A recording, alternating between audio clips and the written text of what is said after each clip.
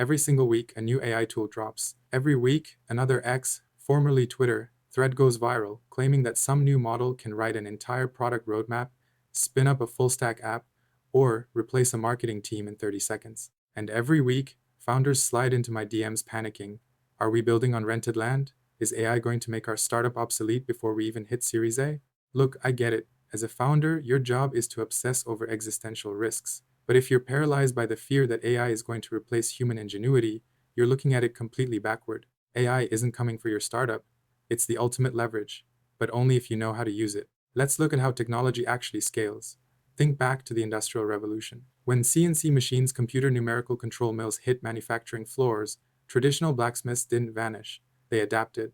They changed their shapes. Before the CNC machine, a blacksmith spent 90% of their energy on physical execution, hammering, sweating over tolerances, and brute force shaping. When the machine took over that repetitive, high-precision physical labor, what happened? The blacksmith became a master designer, a metallurgist, an architect of things that were previously impossible to mass produce. The machine didn't eliminate the craft, it multiplied the output. AI is our software CNC machine. It handles the boilerplate code, it drafts the initial emails, it sorts the raw data, it does the heavy lifting on the syntax so that we, as builders, can focus entirely on the semantics. It's the exact same thing that happened when the electronic calculator was invented. Did mathematicians lose their jobs? No.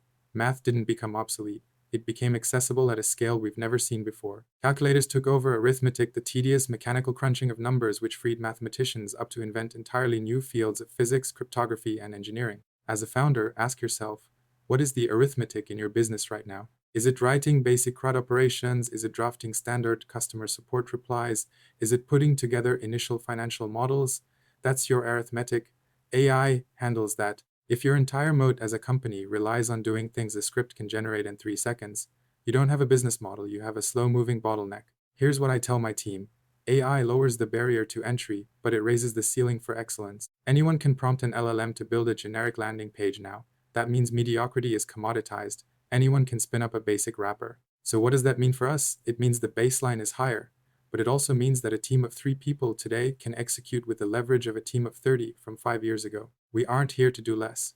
We're here to build more and better stuff. We have massive, complex problems in our industry that we never had the bandwidth to tackle because we were too busy drowning in administrative execution and grunt work. Stop trying to protect the old way of working just because it's familiar. Treat AI like your co-founder's most tireless intern. Let it handle the boilerplate, let it run the loops, and let it clear your desk of the operational friction. Then, use that extra bandwidth to talk to your users, refine your vision, and build a product that actually moves the needle.